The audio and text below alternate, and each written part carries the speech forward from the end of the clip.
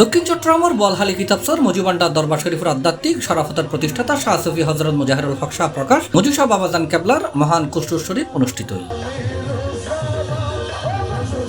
জানুয়ারির 1 তারিখ বুধবার উপজেলার মজুবান্ডার দরবার শরীফত মহাসমারোহে এই কুশরুর শরীফ অনুষ্ঠিত হয়। কুশরুর শরীফুর কর্মসূচির মধ্যে আছিল খতমে কোরআন, খতমে গাউসিয়া, মিলাদ মাহফিল, সেমা মাহফিল, আখিরি মোনাজাত এবং তবরুক বিতরণ।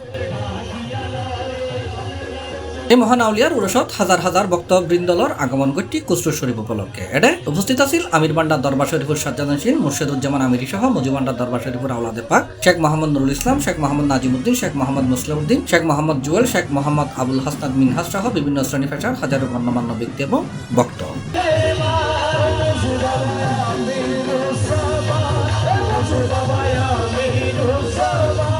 C+ TV, Chittagong.